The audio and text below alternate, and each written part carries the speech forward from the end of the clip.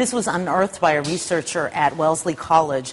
What she found is that in the 1940s, doctors at the U.S. Public Health Service, a part of the U.S. government, were interested in studying syphilis and penicillin. They had penicillin. They weren't quite sure how well it worked. It was in the early days of penicillin. So they went to Guatemala, and they found some prostitutes with syphilis, and they arranged for the prostitutes to have sex with prisoners in jail and also with patients who were in a mental hospital, to infect those patients and then give them penicillin to see if it worked. Now, sometimes the patients didn't get sick, so what they did was and this is really horrible, they took their arms and their penises and would abrade them, would sort of rough them up and pour the bacteria onto that skin. And then when that didn't work, they would sometimes just inoculate into the spine. They would do a spinal puncture and give the syphilis that way. And then they would try the penicillin to see how it worked. And let me read a little bit from the apology. It's just coming, today. This happened. Hang on, this is a U.S. government we're talking about. Correct.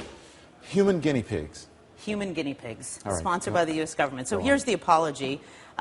We deeply regret that it happened, and we apologize to all the, to all the individuals who were affected by such abhorrent research practices. I know, it's almost like you don't know what to say. And we think about, you remember the Tuskegee Institute, the research there that they did on African Americans. Before we get to that, right. We'll get to that part of it. Why did it take 60 years to come to light? You know what? Apparently nobody knew about this. This researcher at Wellesley College was looking into the experiments done in Tuskegee and found that this one doctor named John Cutler, that before he did Tuskegee, he went to Guatemala. So she found these documents and she brought them to light. As a matter of fact, we called the Guatemalan embassy this morning to get a response, and they didn't really even have anything to say. They said this was new to them. They had just heard about it. And we mentioned the Tuskegee experiment. Is there any relationship? Yeah, there is a relationship because it was the same doctor, but there is a difference, which I think is important to point out. In Tuskegee, what they did, and this was in the 30s through the 70s, with African-American men, right, African-American men. These were men who naturally had syphilis. They had just caught it on their own. But the government had a medicine for the syphilis. They had penicillin, and they didn't use it. They chose not to use it so they could study the natural course of the disease. So it's, both are horrible. I don't want to compare one to the other. Both are horrible, but they are different. I really, it's unfathomable, as you said, and I saw you reading it just getting choked up there because yes, I can't believe it. It's so disturbing. And, thank goodness today there are different standards. There, at that time, it was like the Wild West. You could pretty much do whatever you wanted. Now there are standards for it so that those kinds of things we hope don't happen. We hope don't happen. Secretary of State, Health and Human Services Secretary, both apologizing as well. The government should apologize for this. Right. It's horrific. This doesn't live up to our standards as Americans. No. And thank God, hopefully this does not happen now. Thank God, hopefully this does not happen now.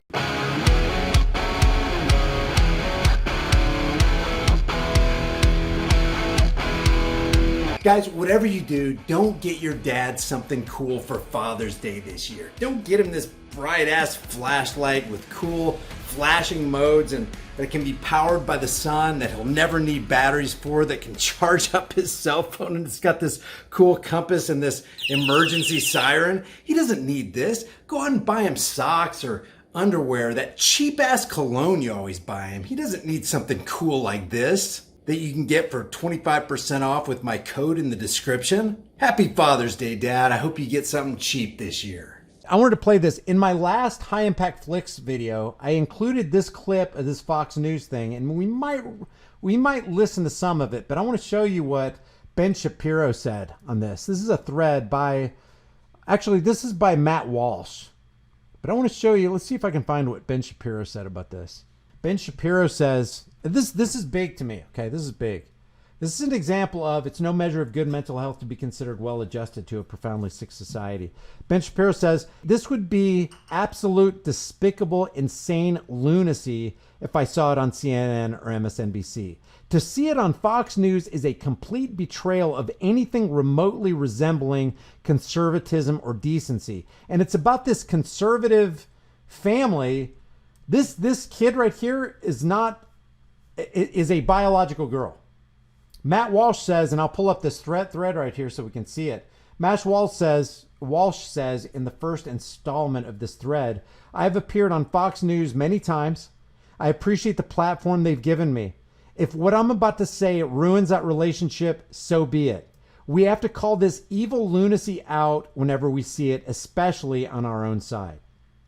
If it's evil lunacy, then not only should you have nothing to do with it, you should actually separate yourself completely from it and call out Fox News for what it really is. The charlatans that are controlled by the banksters and the corporate elite, just like CNN and MSLSD is.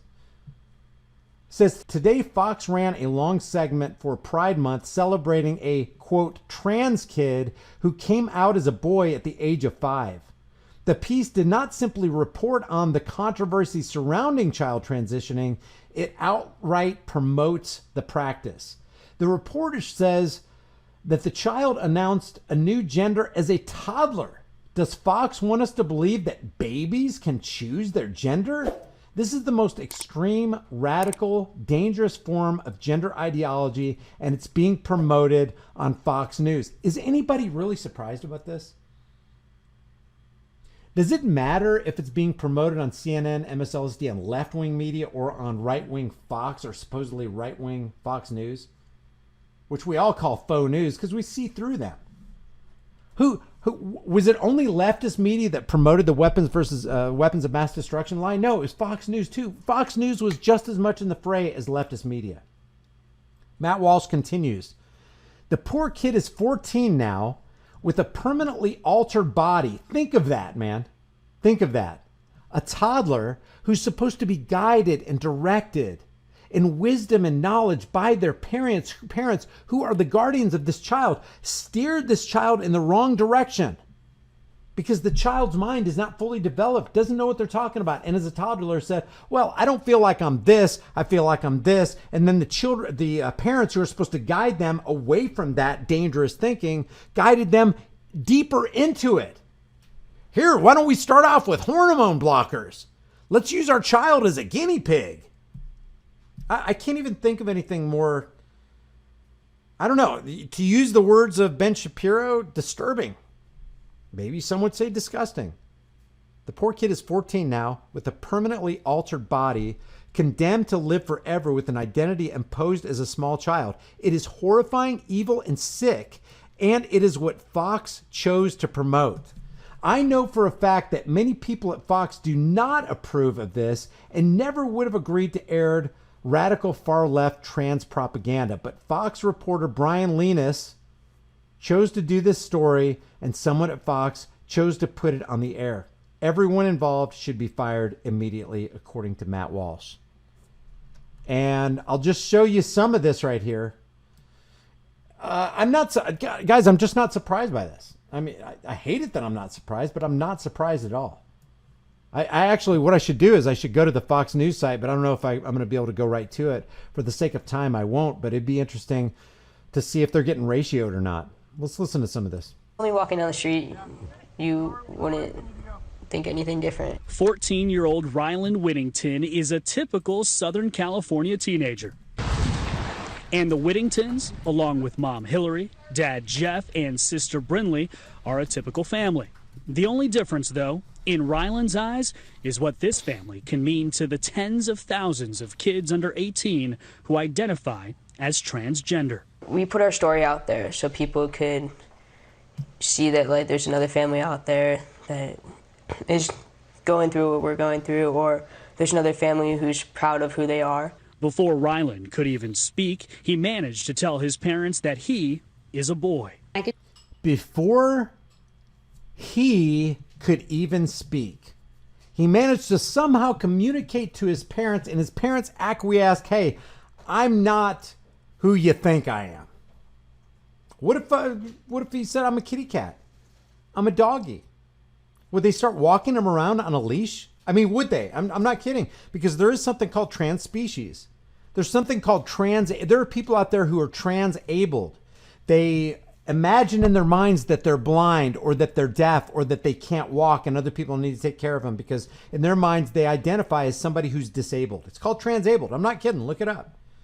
There's trans species. There are actually people out there that believe they're cats, and then they get all this surgery where they get these implants and they implant whiskers and all this kind of stuff to be lizards or lions or whatever. And they want you to believe that they are a lion. They want you to address them as a lion.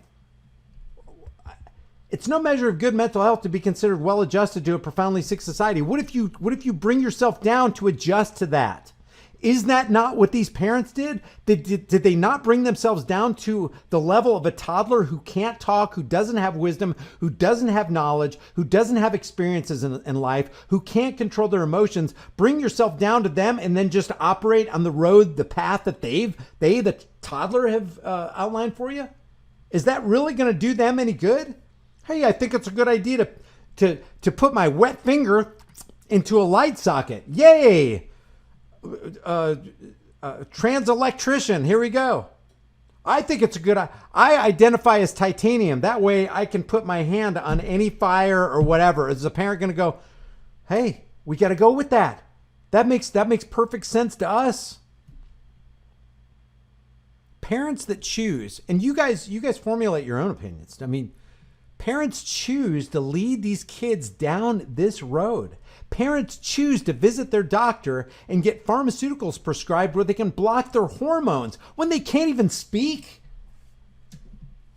If a kid, according to the federal government today, if an 18-year-old, 19-year-old, 20-year-old isn't going to be allowed to have a firearm, why should a 5-year-old, a 4-year-old, a 3-year-old, a 2-year-old toddler that can't even speak be allowed to choose their gender? And everybody applaud it. I mean, don't get me wrong. Are you free to choose your gender? Absolutely. Is there such a thing as authority, the concept of authority? Not unless you're talking about the authority of a parent over a child. It is the parent's obligation. It's their duty. It's what they're supposed to be all about, to lead that child into wisdom and knowledge and right thinking and away from the pitfalls of mental illness, for example. To lead them away from danger. Mental danger and physical danger. Isn't that the job of a parent?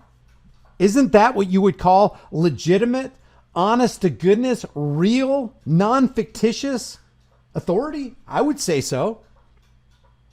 I would say so. You guys hear Dakota drinking in the background? That is so loud. He's a little chihuahua and he's like, what's up with these parents, man? I just see it wasn't him trying to be. No, it's the exact opposite. He was born a biological girl and he wants to convince the world that he's a boy. And his parents want to convince the world that he's a boy. A brat, it was like painful. It was truly painful for him to have to wear feminine clothing and for us constantly telling him that you're a girl. And unlike some trans kids, when Ryland came out at age 5, a few years later, he had the full support of his parents. Initially, there was some pushback from us in trying to understand this. We were confused like most people are. You think? Is that not an understatement? Is that not an understatement? This child right here is a biological female who wants to transition as a boy. He is not a biological male.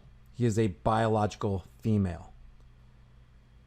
So what you got here, according to, and you see if you agree with it, what you got here is Ben Shapiro and Matt Walsh and conservatives going, what the hell is going on at Fox News? Why are they promoting a toddler who can't even make decisions for themselves? Why are they promoting the support and furtherance of the propaganda to introduce hormone blockers and forever alter? This isn't a temporary thing. When you start you start introducing these kind of substances into the systems of these kids, you can't undo what you've just done. And there are a lot of people who are going through mental turmoil because they made a decision when they were younger and stupider and less experienced and lacked wisdom. They made decisions back then, probably prodded by adults, to go ahead and take this route. So what do you think? I'm not transphobic. I want to think rationally about this, and I want to ask the questions, and I don't think it's right for somebody to go, no, you can't ask this question. We're going to stifle that, and we're going to censor that. Censorship is violence. Can we not talk about this? So that's what Matt Walsh and Ben Shapiro have a problem with. I want to know if you guys have a problem with it. So leave a comment in the comment section below about it. With all the crazy stated plans of the Great Reset, the currency reset, and even the food reset, it's not a matter of if the store shelves are going to clear and there's a lack of food. The question is when. You need to get long-term storable food. It doesn't matter if it's from me or you just go to the store and you buy food. Just grab dry, storable food while you can. If you want to get it from me, you're going to support the channel and you're going to help yourself out because my link has a discount code embedded within it. You can check that out in the description below.